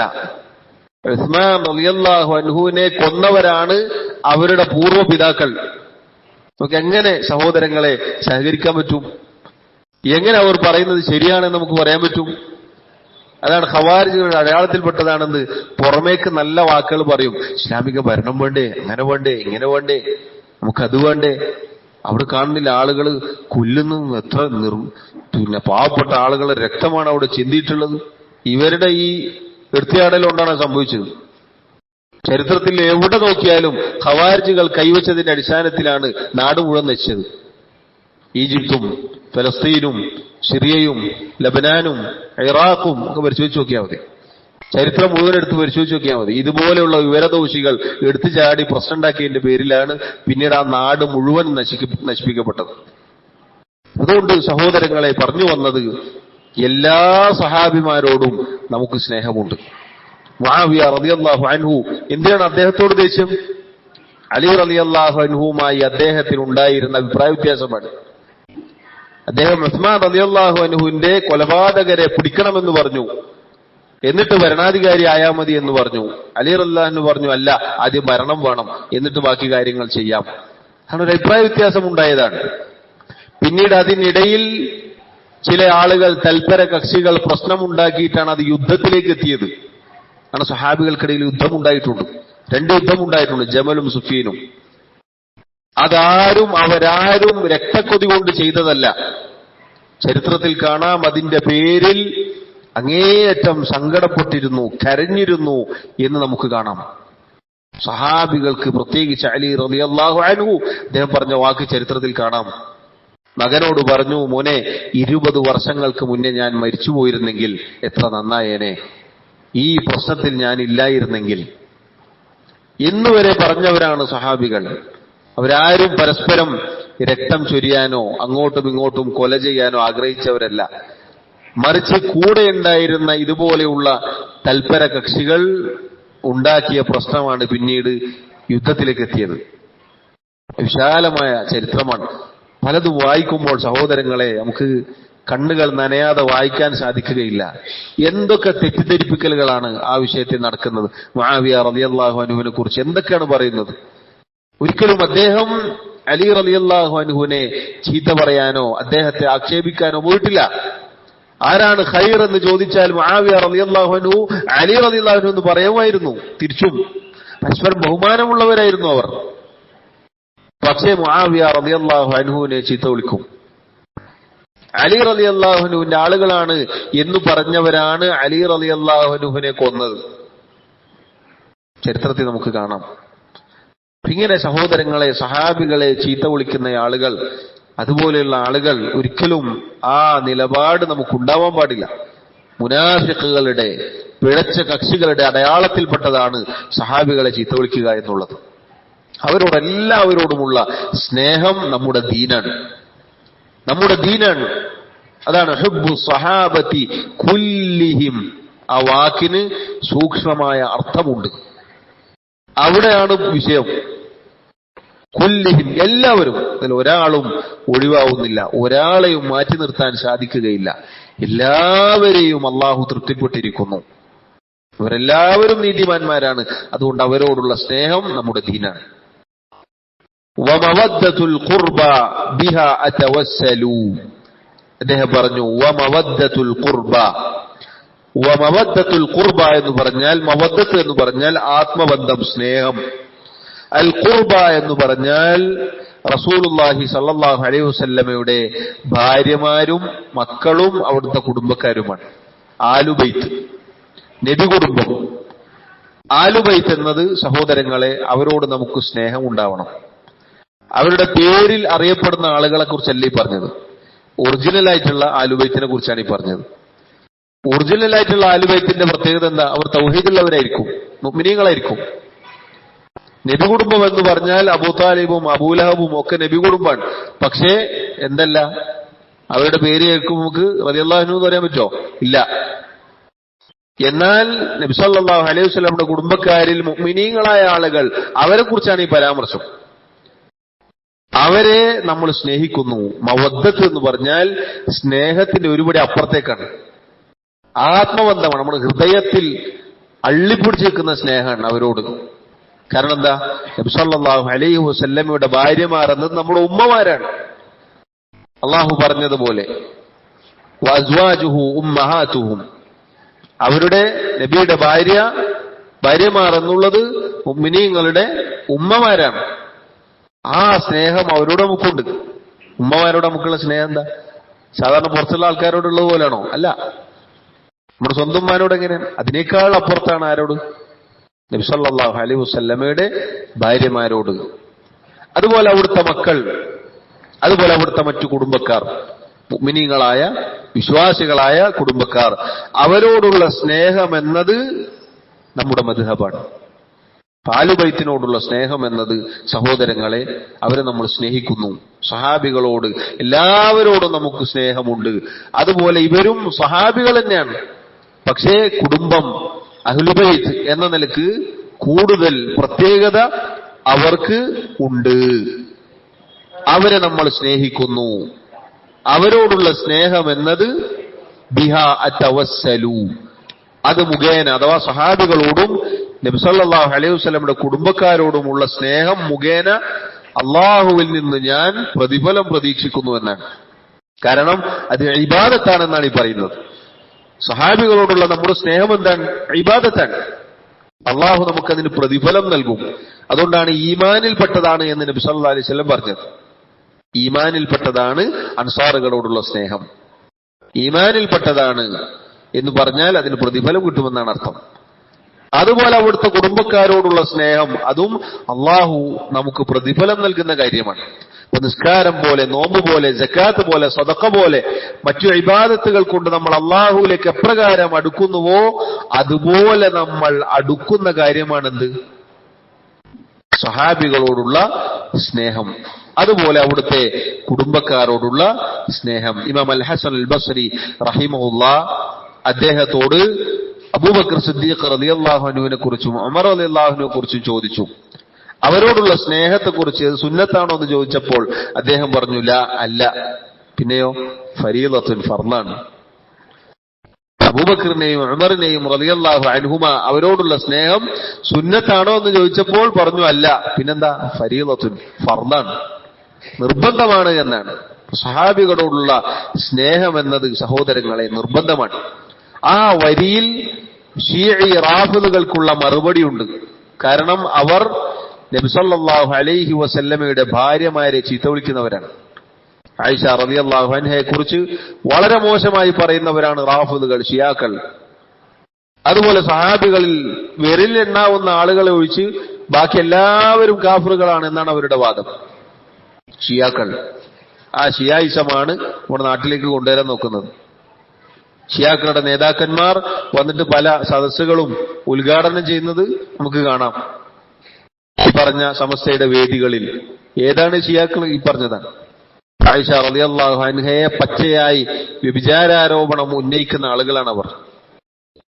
അത് മാത്രമാണോ? എത്ര എത്ര പിഴച്ച കുഫ്രൻ, ശിർക്കൻ വിശ്വാസങ്ങളാണ്. അലി റളിയല്ലാഹു അൻഹുവിനെ പറഞ്ഞു എവിടേക്കാണ് എത്തിച്ചത്? അള്ളാഹുവിന്റെ സ്ഥാനത്തേക്കാണ്. ജിബ്രീലിൽ പിഴച്ചു എന്നാണ് വാദിക്കുന്നത്. കാരണം എന്താ? അലി റളിയല്ലാഹു അൻഹുവിന് കൊടുക്കേണ്ട ഖിലാഫത്താണ്, വഹയാണ് നബി സല്ലല്ലാഹു അലൈഹി വസല്ലം കൊടുത്തതെന്നാണ്. എന്തൊക്കെ പിഴച്ച വാദങ്ങൾ! ഷിയാക്കൾ എന്നത് സഹോദരങ്ങളെ ദീനിന്റെ ഒരു തെല്ലും തരിമ്പുമില്ലാത്ത ആളുകളാണ്. ഇസ്ലാമിലേക്ക് ചേർത്തി പറയാൻ നമുക്ക് പാടുള്ളതല്ല. പ്രത്യേകിച്ച് റാഫിളുകൾ വളരെ ഗുരുതരമായ പിഴച്ച വിശ്വാസങ്ങൾ പേറി നടക്കുന്നവരാണ്. അവർക്കുള്ള മറുപടി ഇതിലുണ്ട്. ഹുബ്ബു സഹാബത്തി കുല്ലിഹിം ലി മദ്ഹബുൻ വമവദ്ദത്തുൽ ഖുർബ ബിഹാ അതവസ്സലു. അതുപോലെ തന്നെ നാസിബുകൾ എന്ന് പറഞ്ഞാൽ ഖവാരിജികളിൽപ്പെട്ട ആളുകളാണ്. അവർ അലി റളിയല്ലാഹു അൻഹുവിനെയും കുടുംബത്തെയും ചീത്ത വിളിക്കുന്നവരാണ്, സഹാബികളെ ചീത്ത വിളിക്കുന്നവരാണ്. അവർക്കുള്ള മറുപടിയും ഇതിലുണ്ട്. ഇങ്ങനെയുള്ള പിഴച്ച കക്ഷികൾക്ക് ഇതിൽ മറുപടിയുണ്ട്. സഹോദരങ്ങളെ, പറഞ്ഞതിന്റെ ചുരുക്കം, ഹുബ്ബു സഹാബത്തി കുല്ലിഹിം ലി മദ്ഹബുൻ വമവദ്ദത്തുൽ ഖുർബ ബിഹാ അതവസ്സലു.